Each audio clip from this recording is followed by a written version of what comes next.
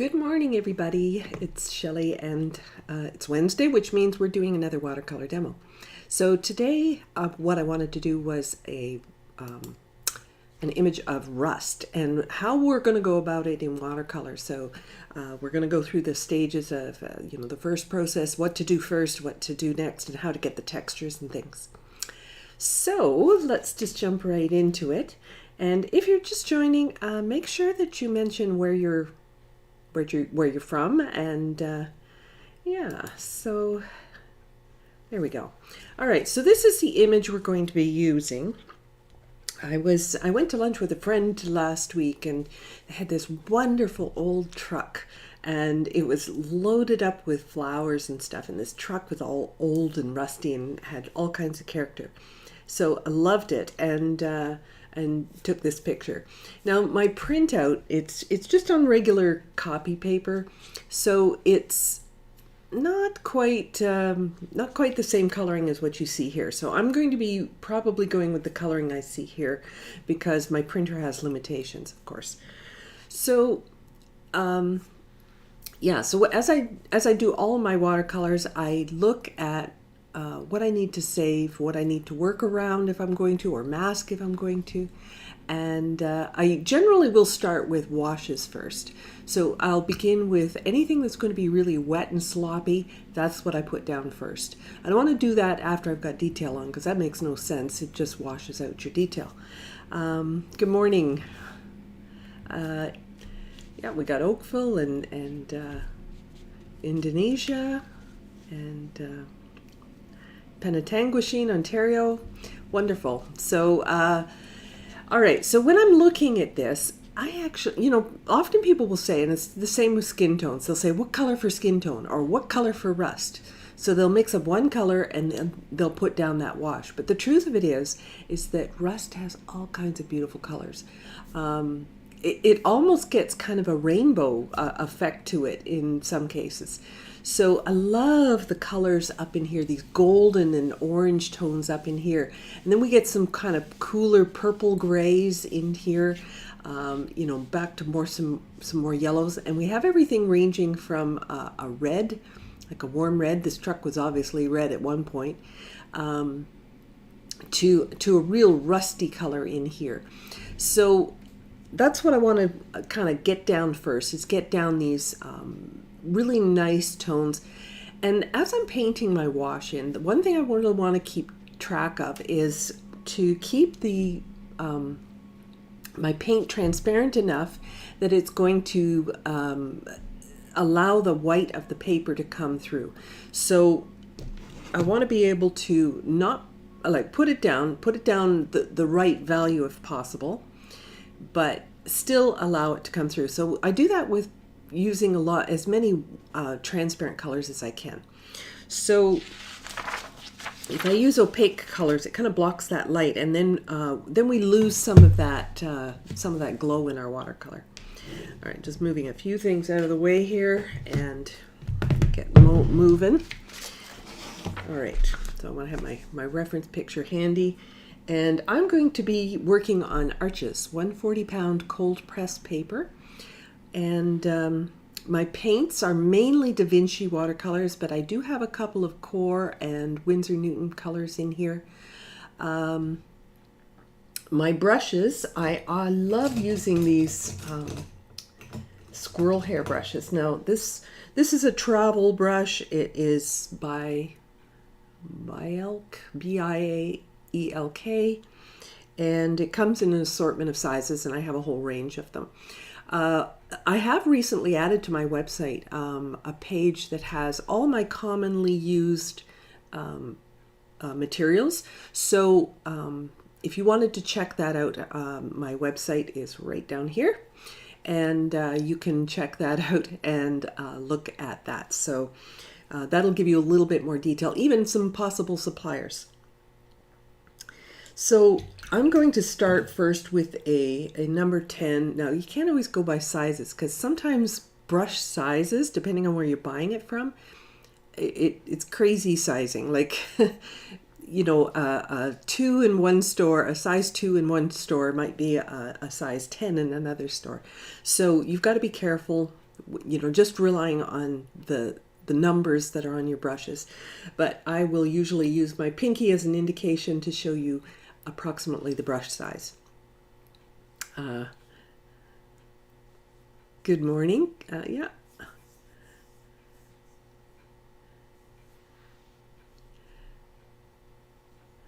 Oh, Italy. Ah, welcome. Buongiorno. All right, so let's get in here. I'm going to not wet my headlight here, but I will wet everything else. And I want to wet this paper first because this will allow me to work. It'll give me more time. It'll allow me to work wet on wet. So I'm going to wet all of this, and I'm just going to go carefully around my headlight. I like these squirrel hair brushes because they hold a lot of water. And with 100% cotton paper, this is Arch's paper, 140-pound cold press. It's actually bright white that I'm using, but I could have used a natural white for this one as well. I just don't happen to have any. Usually I pre-stretch my paper, but this one is, I had several of these boards that were not stretched, and I had this for some other project, but usually I do stretch my watercolor paper. I don't worry too much about smaller sizes, but in this case it was already prepared on it's just stapled or just taped onto a regular piece of foam board. So it shouldn't warp too much, but I wouldn't recommend foam board for anything, over an 8x10. Kind of rips like crazy when you pull the tape off of foam board anyway. What I usually use is Gator board. Gator board's a very strong, it looks like foam board, and it's a little thicker than usual foam board, but it has a very hard veneer on the front and back, and it allows me to staple into it. Most importantly, staple with regular staples, so I don't have to use that awful heavy-duty gun, which kind of kills my hands. So that's what I usually use, but in this case it's just regular foam board, so we're going to make do. Now my board's actually a little wider than my reference picture, so I'm just going to sort of paint right out to my edges here. I could tape it off to the same proportions. I have talked about proportions in another video where basically what I would do is I would trim all the white off of this, and I would place this in the corner, and I would draw a diagonal line with a ruler from this corner to this corner, and keep going on my watercolor paper until I find the upper edge of my paper. That's where I know I have to drop the tape down the side. Hopefully you understood that. It's kind of hard to describe that sort of thing, but basically it's the diagonal corners should match up if you've got the right proportions for something. Now I'm reapplying some of this water because it's going to soak in right away, and I want to keep this wet a little while. As I'm wetting this, the paper is starting to wrinkle because the fibers are swelling and it's got nowhere to go. It's all taped down and secure on the edges, so it's got nowhere to go but up. And so it's kind of making these pillows on the surface. So you can see I've got it quite wet. But I'm making sure that I don't have any place that's puddles, and I hold it up in the light to make sure I haven't skipped any spots. Because if I've skipped a spot, I'm going to get it. Oop, there's one right there. Right there's a spot I skipped. So I'm going to get that. So holding it in the light will tell you if you've missed anything. I'm dripping on my table. And okay, so I'm going to let that soak in for a second while I start getting some colors prepared.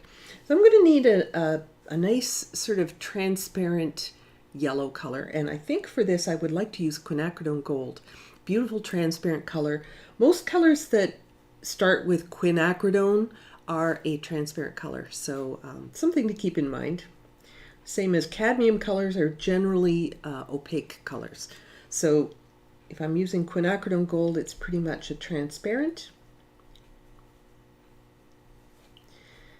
Okay, I'm going to get a nice big puddle of that, mix it well in, because I've got a little bit of, I can see some of the paint granules here, so I want to make sure I've got it mixed in. And I'm keeping this sort of a mid-value.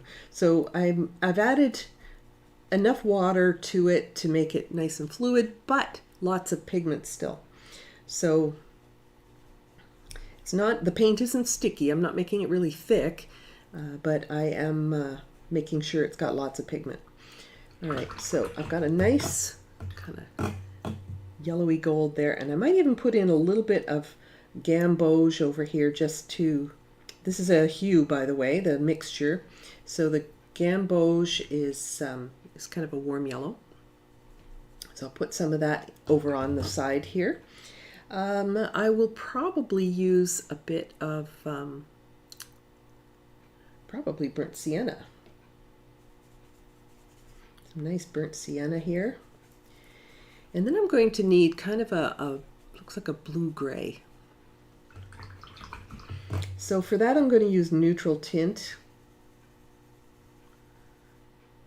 Add a little bit of cobalt to that. Just a touch of cobalt. All right, so I have my colors prepared. And what I want to do is take one more look at my paper and make sure that I haven't got any spots that have lost their shine. Because if I have spots where I've lost the shine, I know that those are the spots where it's going to grab the paper, grab the paint. So I'm going to give it one more pass with this water. And the thing I like about these squirrel hair brushes is the softer bristles. If you're doing this type of thing with a synthetic brush, it's a little rougher on the surface of your paper. So a nice soft bristle brush is what you're looking for. Sometimes cheaper brushes have harder bristles. It's harder on your paper. It's kind of a shame to take a really nice paper and use cheap brushes on it, but to each their own, I guess. All right, so again, I've got no actual puddles, and I've got a pretty uniform shine on everything. Okay, get a little bit more down here. All right, so let's just jump right in here. I've got lots of this yellow up in here. Now, as I'm applying this to a wet surface, one thing to keep in mind is that the paint, especially if you're painting onto a wet surface, it's going to dry so much lighter. So I don't want to be too afraid of putting color down here. I want to be fairly bold. I'm going to come over here to this little shape here that looks like Africa.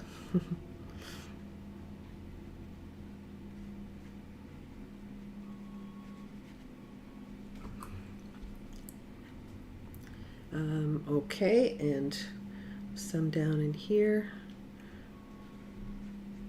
down around the bottom.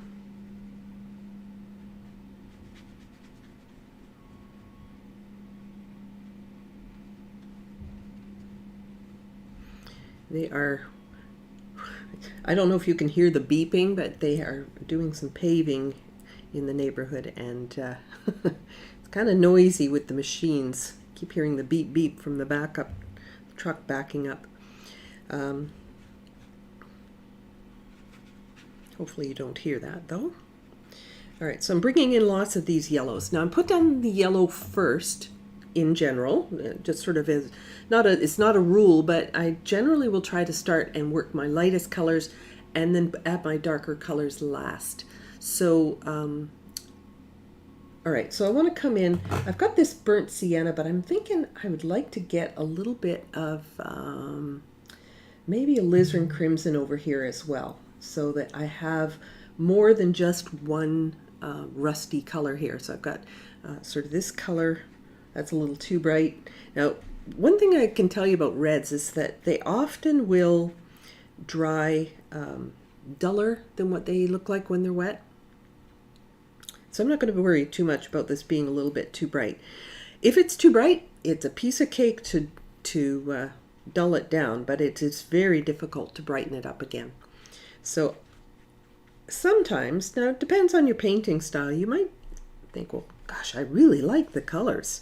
You know, I really like lots and lots of color. Well, go for it. Go ahead and put lots of color in. That's your thing. But depends on what you're after, right? The one thing I am trying to do as I'm adding in these colors is I am trying to keep and maintain a consistent paint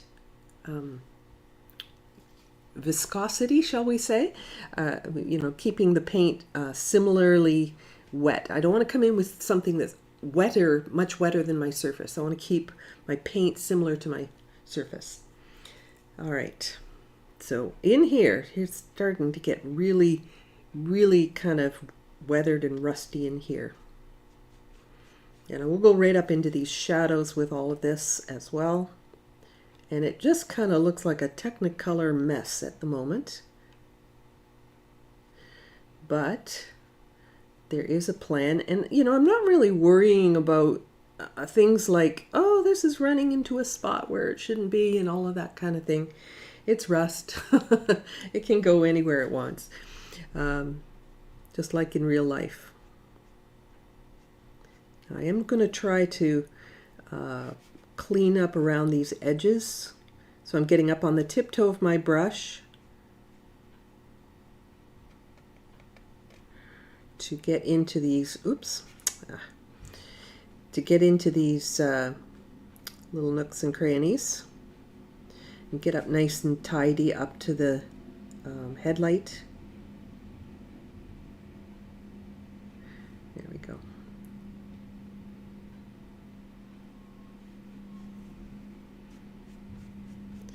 Okay, so it looks like kind of like there's a lot of crazy color in here, but if you're trying to make a painting,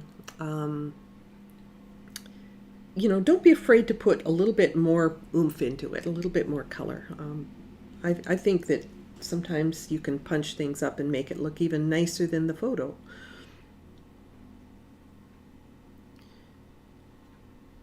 All right, so I know that this is going to dry quite light. I do know that. Thank you, Marilyn, for answering Margot's question. It is a permanent alizarin crimson.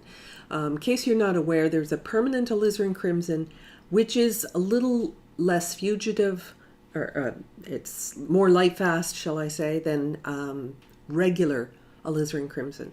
So there's alizarin crimson, the original, and then there's permanent alizarin crimson, which is formulated so that it will be more permanent. So let me read through the comments here. Yeah, if you have any questions as I go along, feel free. We're very casual here. So just feel free to ask anything you want as I go along. And I'll try to remember to keep watching the feed. Now, I want to get a little bit more color in here, so I'm going to take some of this burnt sienna and get it a little less wet. Now, I want you to see that I'm blotting my brush so that the paint I put down doesn't push away the paint that's already there. And that's the important thing to remember about, you always have to be thinking and concentrating when you're working in watercolor. You can't be just having a chat with your friend and forget all about the fact that you know, your paint consistency is not lining up with what's on the surface, because that's really easy to do. It's kind of like mindless painting. You know, you're not being mindful of what you're doing. So I might as well get fairly dark up in here, because of course this is going to get much darker as we go along. I'm even going to drop a little bit of this, maybe this Aureolin, or no, pardon me, Gamboge hue. It is a mixture. I'm going to drop some of that in. And again, I want to make sure that what's on my brush isn't wetter than what's on the surface.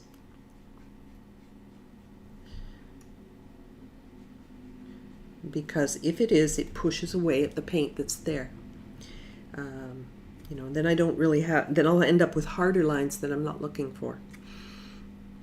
All right, so put a little bit under here too, and let's keep adding a little bit more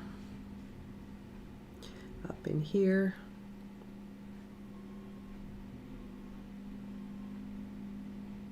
It's getting a little bit too brown, I think. So I think I need to come in with a little bit of that alizarin crimson.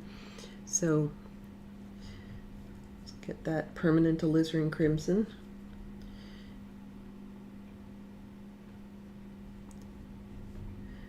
Into this little edge here.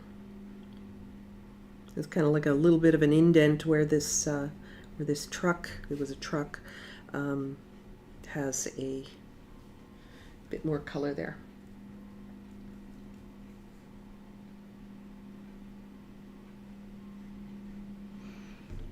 So I have to keep blotting my brush at this point because I know that my paper is beginning to dry. So I have to be careful of these things. This is where people run into trouble. It's they forget, right? They forget that their paper is drying and they just keep coming into this big wet sloppy puddle, and that's where your blossoms all come from. But we have to remember also that there's a window of time that I can work, and then it gets kind of like beyond that. And if I keep working beyond that and it begins to dry, that's my signal to stop. So if I start getting a lot of hard lines and things that I'm not looking for, yeah, that's my signal. That's, you know, that means hang it up, let it dry, and we'll get back to it after it's dry. So I'm going to come into this sort of blue-gray now. I want to go easy with this. This is a much darker color. So I've gone yellow. Now I've gone all my red tones, and I'm going to come in with a little bit of this this blue-gray. Now blue-gray, being a stronger color, is going to kind of be very strong, so I have to be careful with this. So I'm using the kind of the tip of my brush. My brush is blotted, and I'm going easy because I can add more of this in piece of cake. I can add this easily. What I can't add in more easily is the lighter tones. So all right, so JJ has a question, an unrelated. What do you use to sign my painting? Watercolor with a small brush or some type of pigment pen? Actually, I don't use pigment pens. I often use a pencil, believe it or not.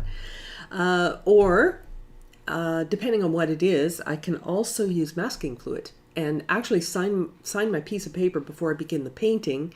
So if I know that this corner is going to be dark, I can use masking fluid and this tool to write my name, to sign my name at the bottom here, and then just paint as usual, remove the masking, and my name is there. But most of the time I'm using pencil. Yeah. So I don't know if that's an approved method or not, but that's what I'm doing. All right, so first layer, let's get a little bit more of this darker color in here. I'm going to add a little of that alizarin crimson into here and blot my brush and just kind of see what I can do in here. Just a little bit of this oldness, I guess.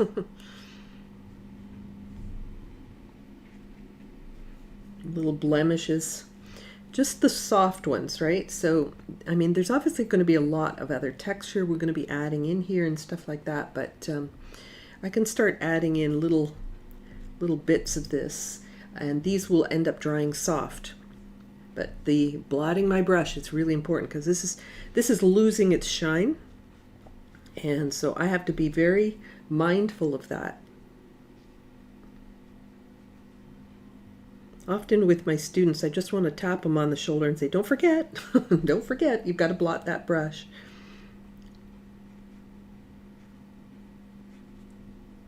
And I got to remember too that my paper is wider, so I don't want to take this all the way over to the edge because it's actually would have been probably easier for me to tape that off. So maybe I'll dry this and tape that part off anyway. Um,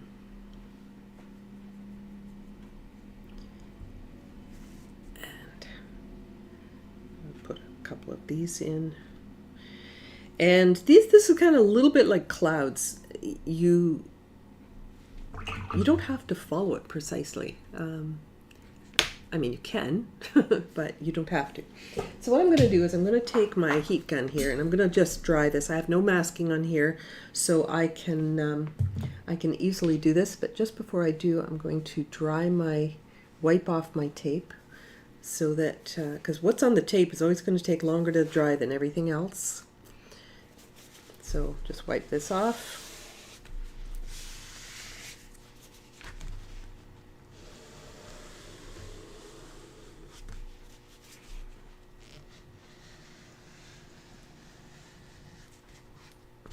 Here we go. All right, and I'm just going to quickly dry this, and then we'll be able to go into our next step. And I can see this is about the strength of the color that I'm going to need in more places. I have to get a lot stronger in some places, but I don't dare go back in at this point. Hello, Amsterdam.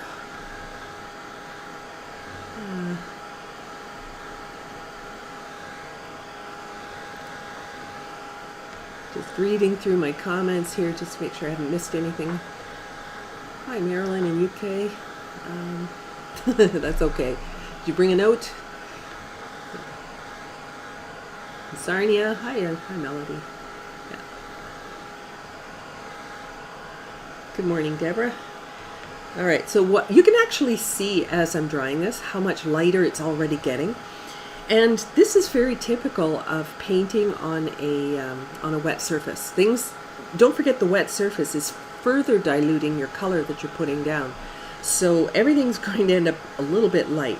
Now I'm actually pretty happy with this up in here. This is about right with my gold. I started off bold and then I kind of whisked out. But I'm just drying this, and I'll know that it's dried when it feels, when it doesn't feel cool anymore. The paper doesn't feel cool or damp, and of course it's warm because this is a heat tool. I'll let it just get to room temperature again or cool down a bit before I continue on. Oh, that's still quite wet up there. But the burnt sienna is already a little bit of a granulating color. So one thing you can use granulating color with is rust, because it's going to need a little bit of character anyway. So go ahead and grab those granulating colors. They will work out great in this case. Now the one thing that happens once you get all these washes on here is it gets a little hard to see some of your pencil lines. I had some pencil lines in here, and boy, they're hard to see now. So before I do anything else on this, I am either going to use a pencil and darken them, or I'm going to just use a little bit of paint to darken those pencil lines, because some of these lines need to be fairly distinct. All right, so that is, it's a little bit damp, but I think I can do this. Don't like holding things up. So I'm going to take some of this neutral tint here, and I'm going to reinforce some of these lines, because if I add another layer of this wash on, I'm going to be completely lost as to where my lines are.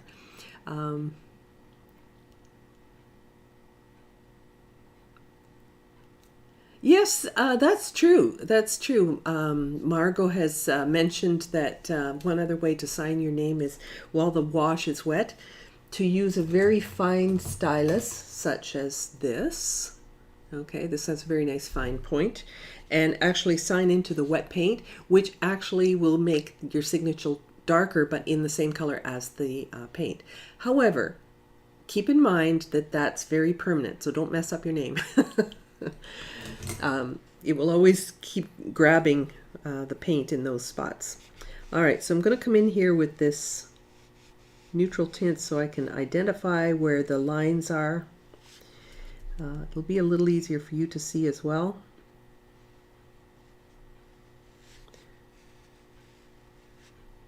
And I'm just getting up on the tip to this. This is that same brush. It's just on the tiptoe. And I'm definitely going to go darker than this. I just need to not lose my lines.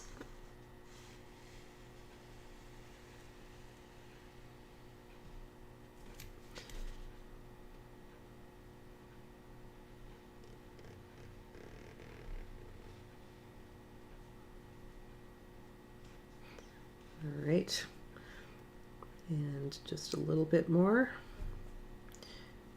I'm doing this with a very steady hand here this morning, but close enough. All right, so now I see that I have, my lines are kind of where they need to be again. I'm going to take a little bit of rust color, like the burnt sienna. Might mix that with some of that neutral tint as well, because that'll make it more of a brown. And I'm going to come up and do some of this. Just some of the little patches on here, just so this will indicate where this line is. And my brush is pretty blotted here. It's like, I don't know if you can see on my paper towel, like see how dry it is? That's how dry my brush is at the moment as I'm doing this. So a little bit, almost dry brush effect. All right, so that's just, those are like place markers, right? So I'm keeping track of where I'm going to need to go with some of these marks. I'm not going to worry about the headlight today. The headlight, I can add that in later. It's really the rust I wanted to focus on. That's a little too wet to add tape to, but I'm going to dry it just a little bit more. And I'm going to tape off those sides so that this is the right proportion. I guess it doesn't matter. It really doesn't matter. But it is a little bit, still a little bit damp. I can feel the cool and dampness with the back of my hand. Yeah, Marilyn says, if you're superstitious, you don't sign until absolutely finished the painting. Yes, I've heard that before. Be confident. Go ahead and sign it.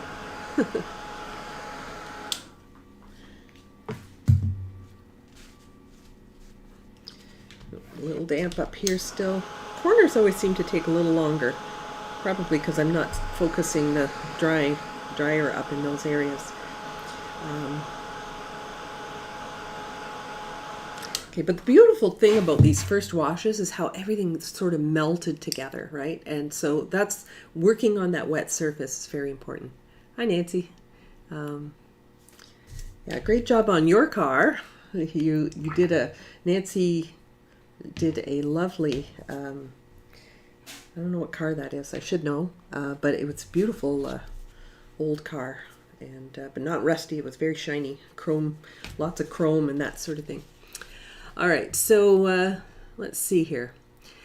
All right, now we need to start looking at some textures. So for this, I'm going to be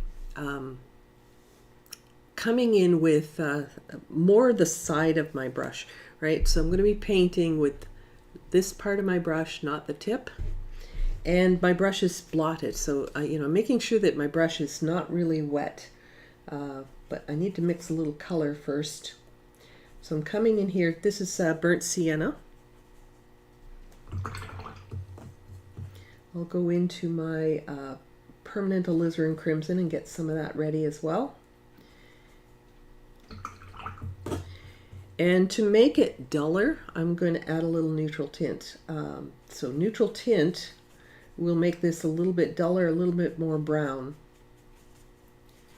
There, and I'm just kind of stirring that together. I don't even have to worry about stirring it together really well, but this blot brush, you can see how dry that is. And I'm going to start coming in with some of these rusty little blobs here. How do you like that for a description? Rusty blobs.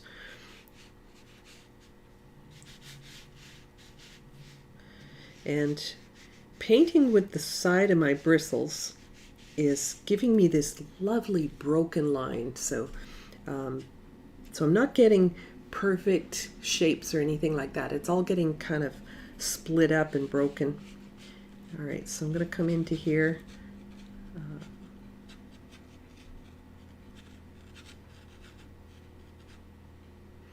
I'd like to get it a little bit more purple, so I'm going to take some of that permanent alizarin crimson, neutral tint,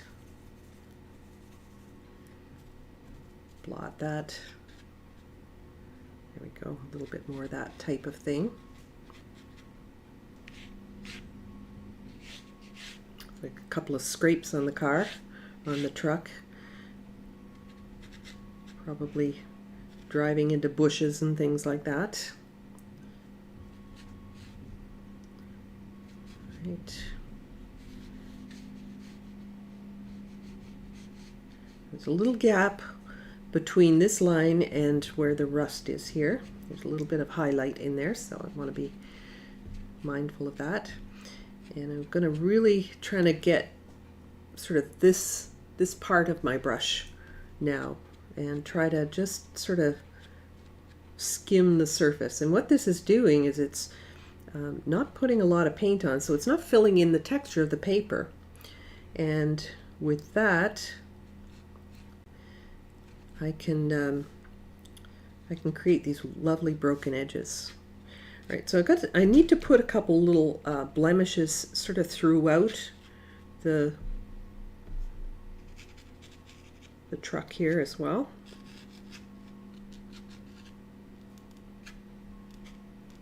And there's a lot of little ones, so I am going to use the point of my brush now, just almost the point. And I really want to keep moving my brush in different directions. You see how I'm moving it this way, this way, this way? It's so that I don't get a repeat. And now as I'm adding in some of these, I have to be really consciously thinking, don't space them all even. Don't make them all the same size. Make them irregular. So I do little clusters. So I might have to kind of dabble in a whole bunch in one spot and then move over and like leave a gap and then put some others elsewhere. So like little clusters everywhere can really help sort of make it look a little more natural.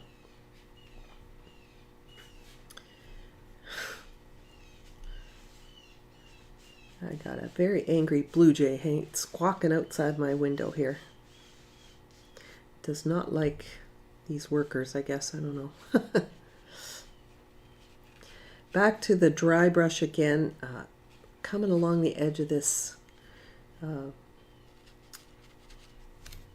crease, I guess. There's some lovely little dry patches in here.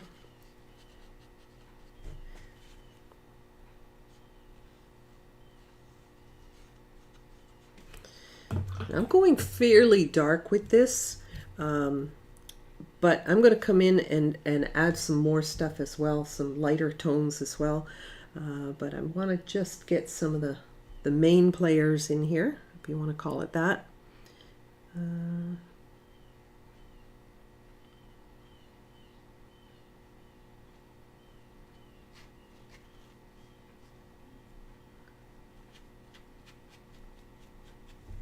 My brush needs to be blotted a little bit more. I had a little bit of water up in here, and so it got a little bit, like it started to fill in a little bit. So that's your first indication that you need to blot your brush more, especially on up here closer to the ferrule. That's where where the belly of the brush is where it's going to hold all that extra water.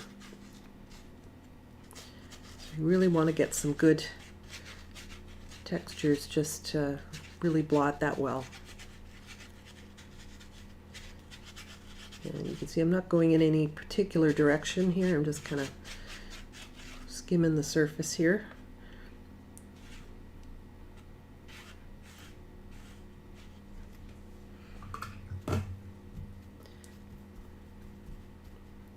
Get some more of that, and I'm going to get down into this area down here.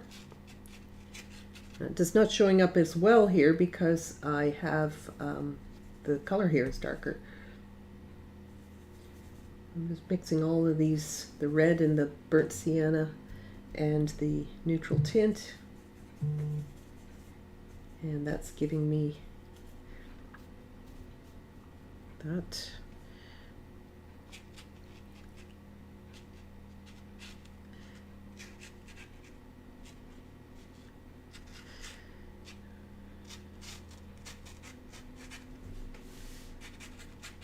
All right, already it's starting to look pretty old. I'm going to just get some of this, just neutral tint this time. I'm going to dilute it. Now, there's this sort of thing that people think is that if you want to, you can't have your puddle wet if you're using dry brush. So you can't thin your paint, and so people go so much darker than they need to. But yes, you can thin your paint. Just blotch your brush, right? And then I can come into this area and see it's fairly subtle. I could even thin it more if I wanted to. Thin it some more, just blot the brush well. It's it doesn't change the value quite as much. It's not like jumping, 4 values to get to the next stage kind of thing.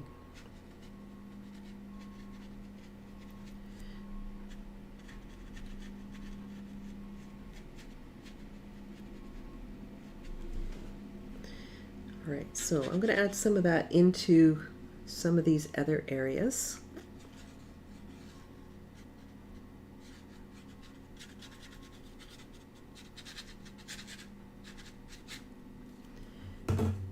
And the one thing I think I'd like to do at this stage is I want to get some of these darks in here, because these darks, I'm talking about the shadow on the headlight.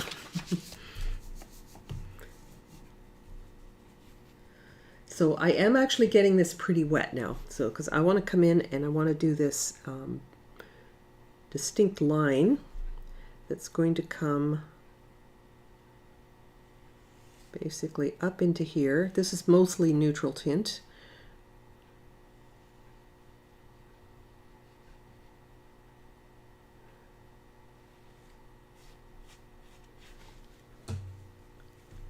It has the other colors mixed into it as well, but I'm not really too concerned because this isn't going to be dark enough yet.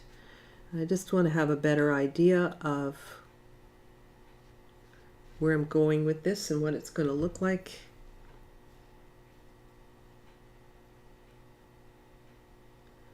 So all of this in here is going to get all dulled down, and I'm using a fair bit of neutral tint for this.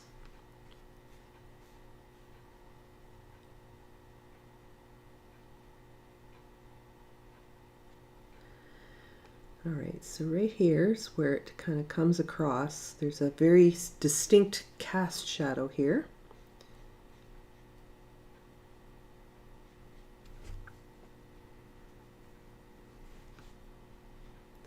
Definitely have to go a little darker there. Okay.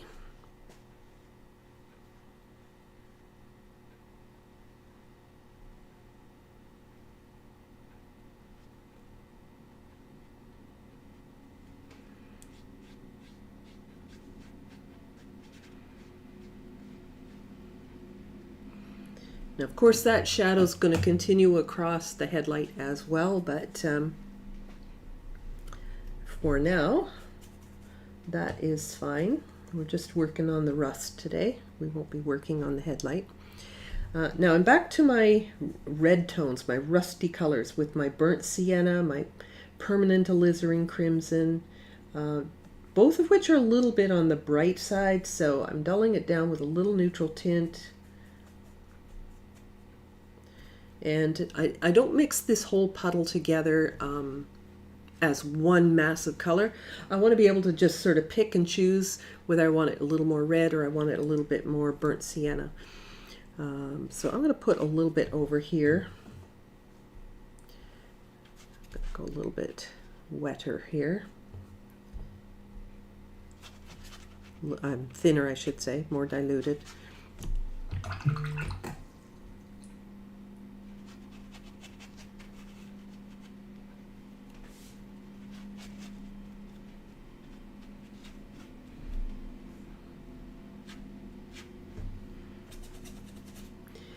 And I'm going to now just continue dry brushing and building up some of these colors.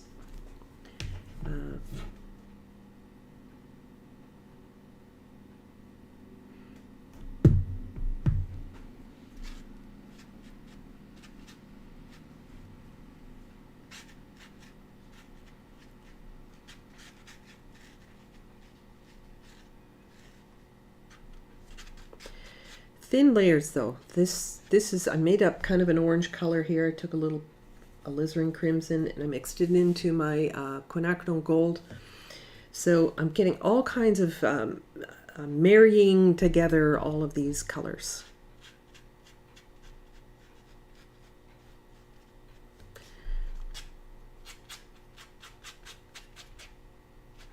And I'm using lots of dry brush for this.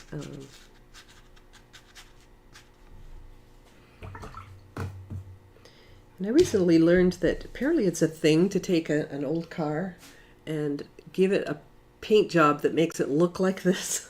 So I'm sure that sure those people have ways of making things look old. It's funny. All right, so back into some more of these between orange and red and so on. I'm just going to keep adding in more texture, and the more texture I add in with the dry brushing, the more it's going to look rusty. There are a couple of patches that are a little bit smoother, so you know you can avoid the blotting for some of it. So for here, for example, I can just put that in wet, but then I'm going to blot my brush and sort of just skim the edge of it so that I get that nice broken edge thing. So part of it is smooth and some of it is broken edge. I just realized I forgot one of the shadows. I'm going to do that now. So there's a shadow that comes down. Gosh, I can't even see it now. Oh, there it is. Barely visible. Just under this headlight. Just to keep me on track of where I am. Some people can just, you know, draw and paint without any guidance, but I need to have I need to have these sort of little landmarks or place markers in my paintings, so I know, so I don't lose them. But I have talked about transferring your drawing to your paper, and if that's the case, which I did here today, you know, I just basically put the photo on top and I put graphite paper underneath and so on. But one thing you can do if you're going to use that method is you can tape it along the top. That's fine.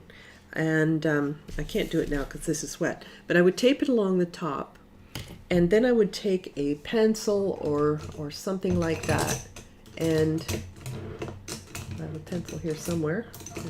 I'll use this one. And so this is taped along the top, and then on the tape of your painting, you will put a line and maybe run it along the edge of the tape there, or along the edge of the paper. And I would do this in several places. So I'm putting like an X. You can also just sort of outline the corner if you want to, like that. But basically what this is giving me is that, you know, if I lose track of something and I need to retrace it, I can do this pretty easy because I have these little registration marks. So all I need to do is line them up again. There we go, and it's in the exact same spot. So if you can remember to do that at the very beginning of your painting, it is a lifesaver. lifesaver tip. All right, so let's get back to the painting now.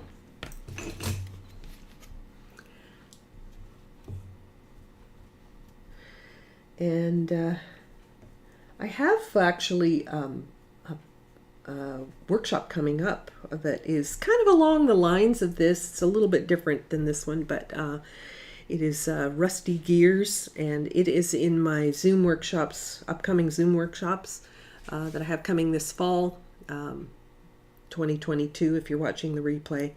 But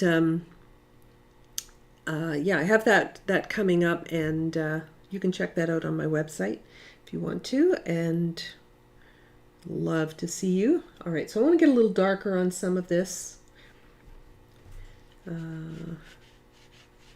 Because you know what? If I go darker in some spots, the highlights will show more. Brush is still a little too wet. I'm not getting that broken edge that I want. So if I'm not getting the broken edge, I probably have to blot a little bit more. And so make sure this paper towel's dry. I'll keep changing this out so that I can get the dryness that I need. But so much of this depends on those first layers, having those under layers of those different colors already established in the beginning. Thanks, Pam. Yes, it's a headlight. It's a headlight of an old truck, an old Ford truck. And these old vehicles, they have so much character. But they didn't have the same kind of rust proofing that they have nowadays. And so a lot of them, if they're not cared for, end up being really just rusty vehicles sitting on old properties, farms and things like that. And apparently a whole lot of barns that they've discovered with full of classic cars, you know, projects that an older farmer or whatever has decided to try and restore but never got around to. And there's, you know, they've found a lot of these old barns full of these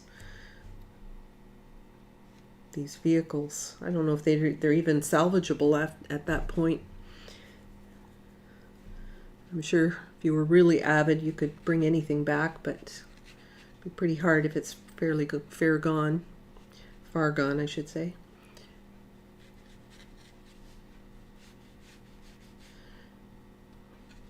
Okay, more blemishes. Got can never have too many blemishes when it comes to rust. And I'm not trying to make it identical. That's not really my goal today. It's just getting the overall feeling of that old rust. Now, some of this needs to have a little bit more punch to it.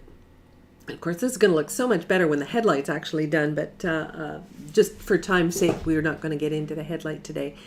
But what I can do is maybe I can do the rim of the headlight just to give some perspective here.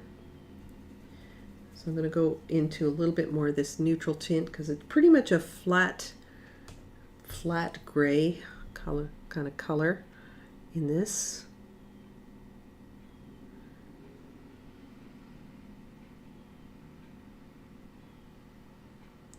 And I'll try and get up to that line and not go over it if I can.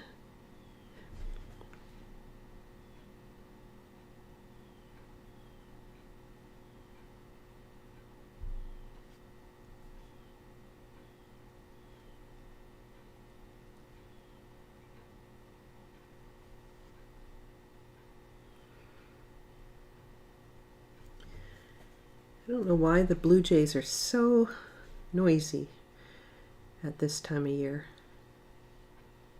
They're very squawky around here. We have a bunch of them.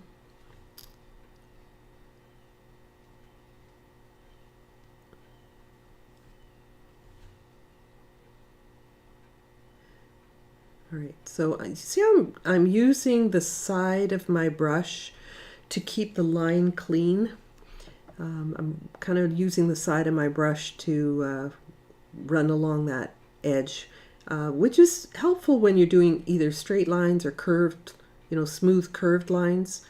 If you're trying to do it like this, chop, chop, chop, it's not going to come out quite as smooth. So I do find that that is actually pretty helpful to do it that way. All right, so I'm going to leave that to dry. That's at least giving a little bit more of the idea of what we're looking at, and then I'll put the shadow across there as well. So that's going to help tie this together a little bit more.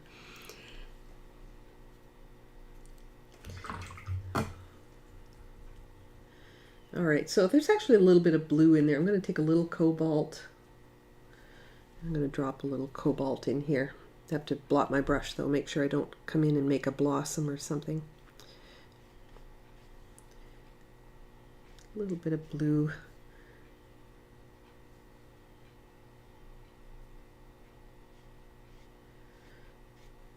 Always notice that blot with my brush, and that's how I'm avoiding the blossoms.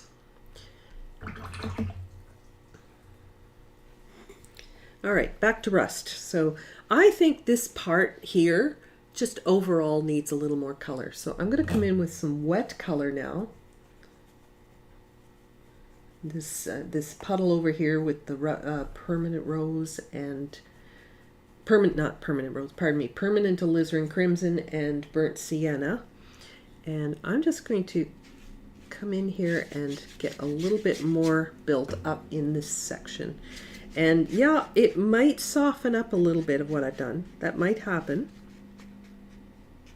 But as long as I'm going to keep my broken edges and I can build back into this, it should be fine. So I'm starting off with some of this pretty wet, but as my brush starts running out of steam, so my brush starts running out of paint, right? So that's when I come in and get working on the side of my brush and get those rougher broken edges and that sort of thing. And my brush is quite dry now. Didn't start off that way, but it is now. It's kind of run out of steam and I can get some nice textures there. Rust is one of those very forgiving things. You can get away with quite a lot in a rusty scenario. Let's get a little bit more down there.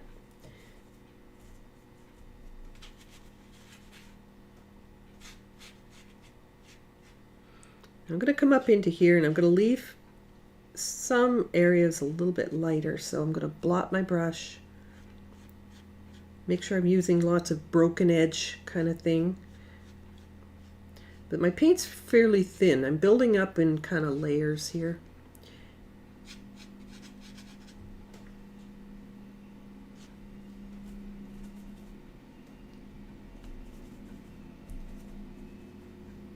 And a little more in here.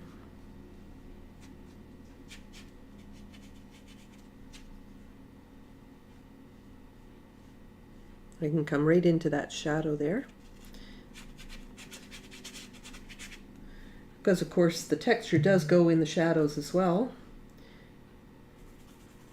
It's not only in the sun. It's just a little more disguised or subdued in the shadows, but all that rusty texture is also in those shadows.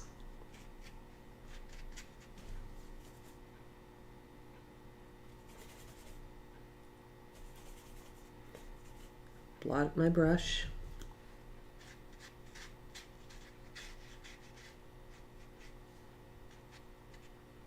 Painting with the side. I made sure I blotted my brush on the belly, and I'm painting with the side of the bristles.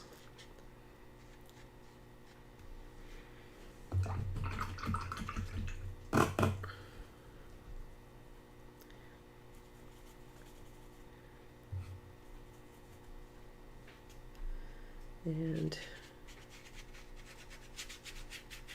a little bit more here.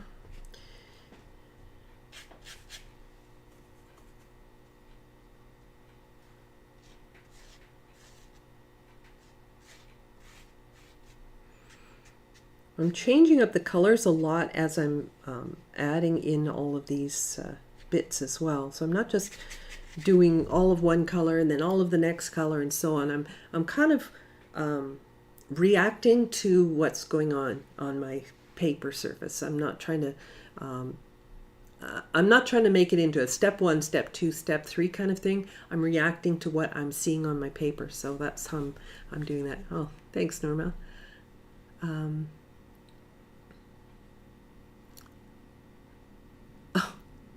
How to subscribe?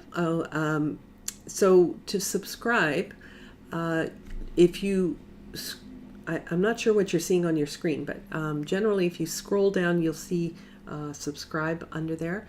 Otherwise, you can always just go to YouTube and put in Shelley Pryor Fine Art, and I'll pop up. So just make sure you spell Shelley with an EY, because you might not find me otherwise.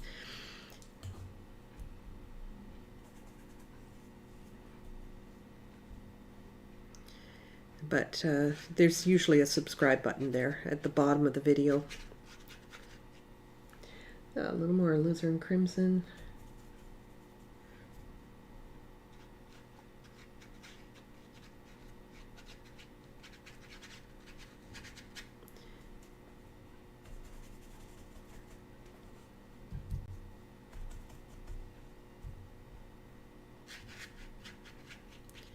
And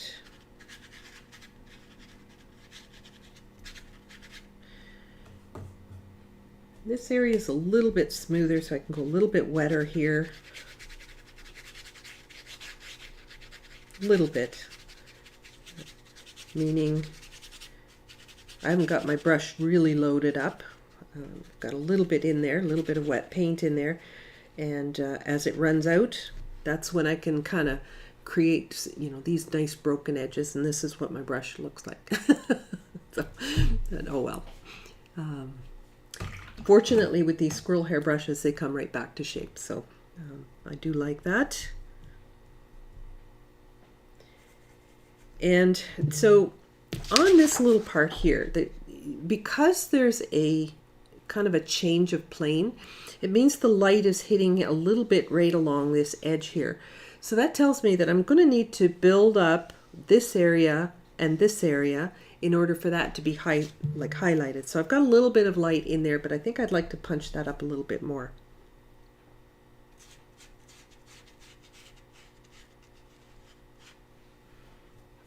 Let's go a little bit burnt sienna.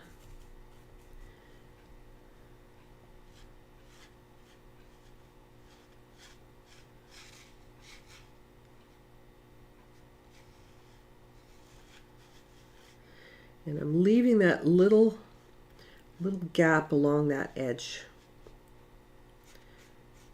to indicate that the light is hitting there and giving me a bit of a highlight.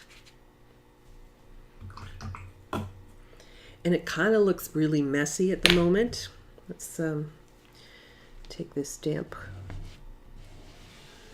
I'm going to wipe these edges off. That's a Shelley thing, I think. I don't like all this stuff on the edges. That's just me. I'm kind of a neat painter. I never liked getting my hands dirty as a kid. I don't know why. I just hated getting my hands dirty. Some kids love playing in mud, and I wasn't. I was washing my hands. That was me. All right. So, clean paper towel. And I'd like to as I'm getting these values a little darker, I want to reinforce these shadows a little bit more. So I'm going to go over these with my neutral tint.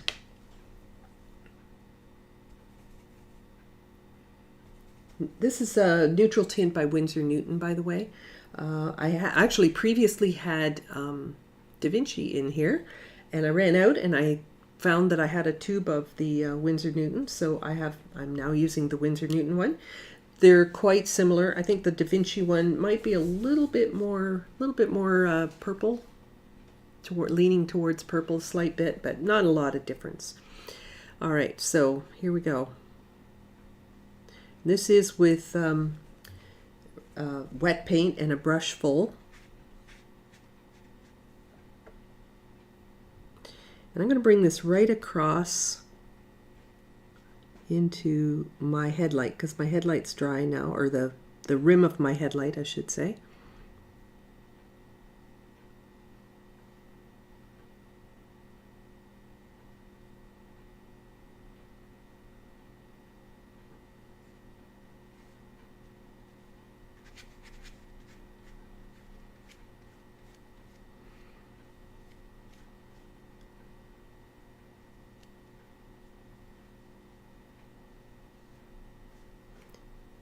Right into that whole thing. So now you get more the sense of that cast shadow.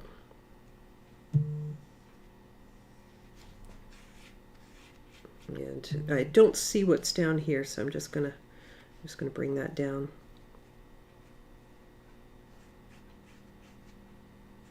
A little hard to get the line straight here because that's where the Arches logo is embossed, so it's a little harder to get the line straight, but all right, so let's come in and reinforce some of these darks. So I'm going to go in now with some neutral tint, but it's going to be not very diluted. So I'm going in pretty strong here with this, and I'm going to turn this because I find it much easier to pull my brush towards me when I'm doing a detail. All right, the one thing I don't want to do with this line here, this is the line I'm going to do. Notice that it's not one thin line that's all consistent. It gets wider here and it gets thinner in some places, and it's kind of broken in some places, right? It looks like there's almost like little granules of rust stuck in there. So I'm going to skip and jump around this a little bit as I do this. So here I'm going to sort of break it up a little bit.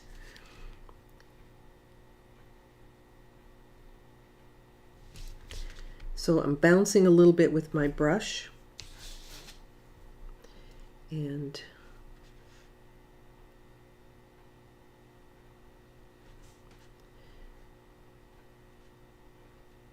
this comes into this shadow. Actually, that shadow is going to need to be darkened as well. And then it gets a little wider right here. So I'm pressing a little more on my brush. And then I'm lifting again to get that tapered look. All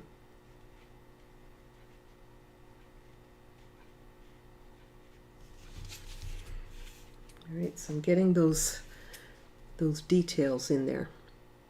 And the same with this line here. It starts off really thin. So when you're doing something that, you know, your brain says, oh, it's a line, consider the nuances of this line, whether it goes thick or thin or anything like that. Because it can make a big difference in your final result. And it's easy to overlook that stuff.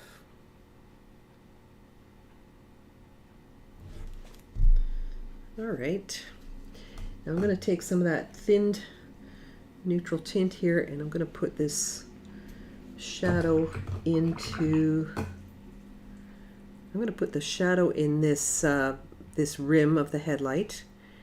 I'm going to first go damp here, so I'm just using clean, like a damp brush, not a sopping wet brush, but a damp brush, so that I get a softer edge. And I'm going to come into, I have to go around that little nut, or that little screw there.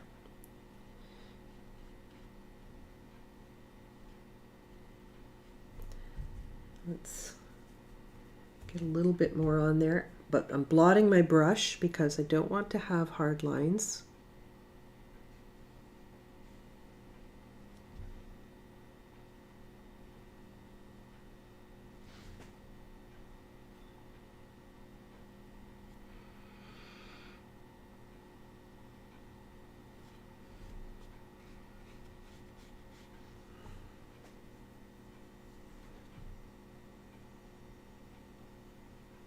More color in here. There we go. All right, so those almost blend together. There's a little bit of red reflected right in this one area here, so I'm going to put a little red in here. So you notice as I'm doing gray, I'm trying as much as possible not to make it flat. So I incorporated a little blue in here. There was a little blue reflected. There's a little red reflected from the red truck, of course, into this. It's kind of a flat finish, but it still is reflecting a little bit. There's even a couple of little dents in this. I love the character of these old vehicles. So I'm just dampening it. Dampening, not wetting, because it makes a difference, right? Because if I really wet this and then I try to go into it with some paint, it's just going to, I won't have any control. So just damp, and I have to make sure my brush is fairly blotted. So if I come in, I can put a little dent here, a little dent there.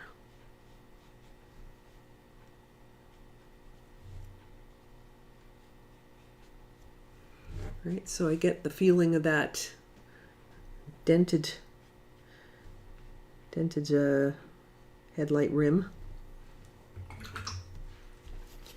Now one thing that is filling in a little bit here on me, and you know, the paint is moving, so I'm going to come in and lift out a little bit right here because I'm starting to lose a bit of this.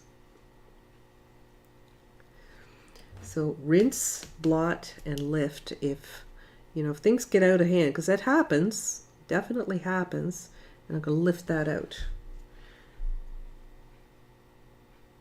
And my brush is quite blotted. I definitely don't want to come in with a really wet brush and really make hard lines and things.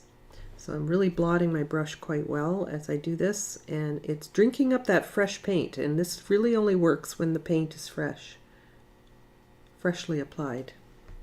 There we go. All right, so I'm going to be able to maintain that lightness that is right in here. I'm going to even lift out where that screw is a little bit more.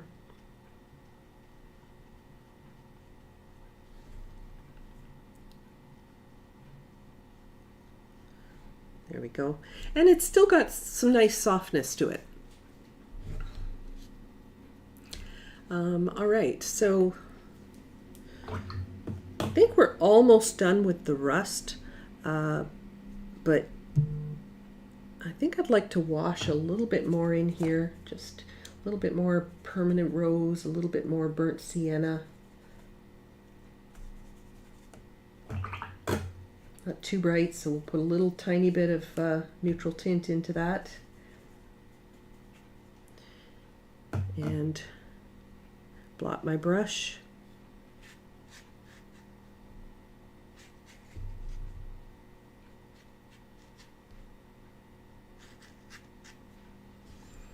Now that was a little bit too wet there.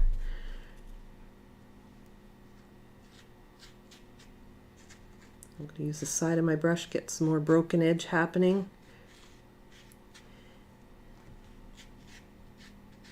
And there's even some spots in here that I think I'd like to do a little spatter to, because the spatter is like the little pinholes in the rust. Just get a little bit more color in here.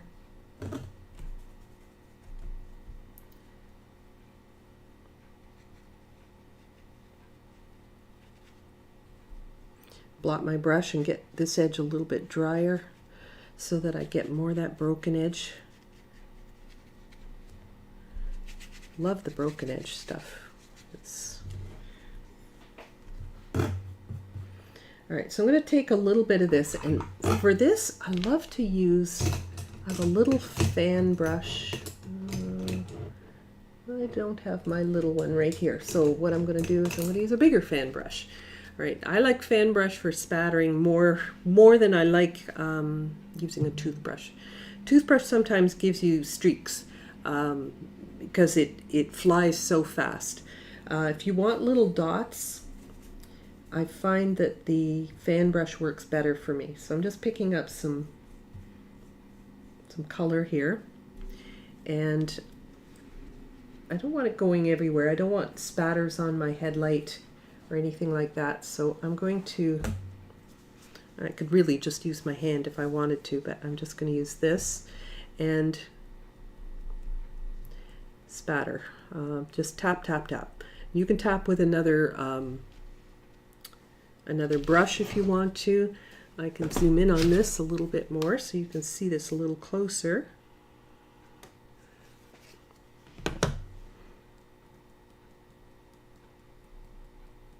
But you can probably see some of that spatter. And I'll pick up some other colors too. So just kind of mixing it up here. I did get a couple of spatters on my windshield, but I'll do that.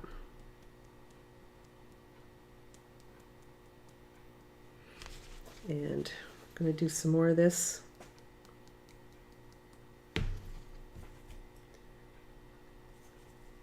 And get a little bit more color here because it's not really showing up that well. Just use another brush to tap. If it's not thin enough, sometimes you don't get too much off your brush. There we go.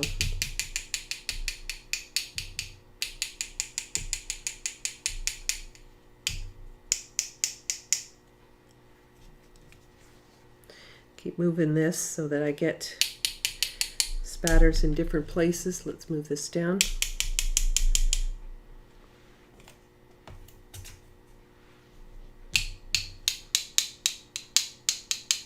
The nice thing about using the fan brush is you can hold it fairly close and have reasonable control over where the spatters go. And spatters are spatters, of course, but you know, if you can hold it closer to your surface, then you know, you can pretty much direct where you're putting these spatters. I'll put a few more red ones in here.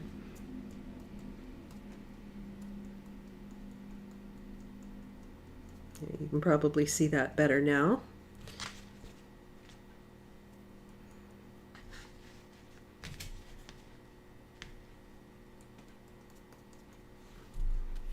Get back up here and do a little bit more of that. Now my paint's fairly diluted, so these aren't going to be really strong, but they will give you a really nice feeling of rust.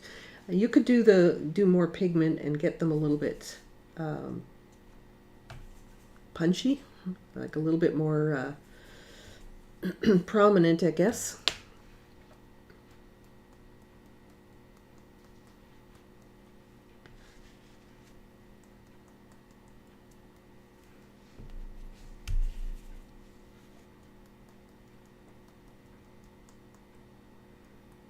I'm getting spatters all over me. Sometimes they bounce up, but not as bad as a toothbrush. I like this method better. All right, so there's some spatters and dry brush and washes and all that good stuff, and you know, I guess you get the gist of it now. I'm going to do maybe just a little more in this patch here, and a couple of patches where it's a little bit more purple. Let's go.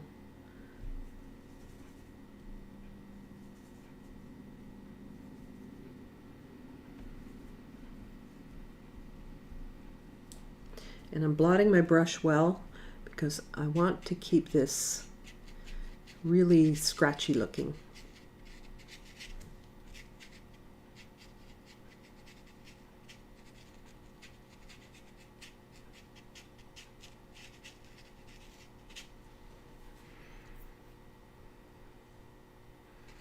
Almost dropped my brush there.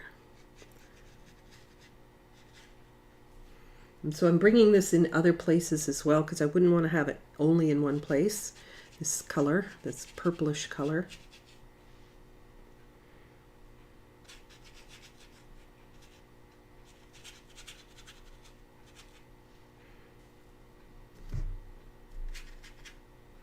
All right, so that's the gist of it anyway, and you can probably visualize what this will look like with its headlight done. And I guess if I get this, do I always work this quickly? No, I don't. But I'll probably finish this up and post it on my social media. If you follow me there, I'm on Instagram, Facebook, Reddit. What else am I on? YouTube, of course.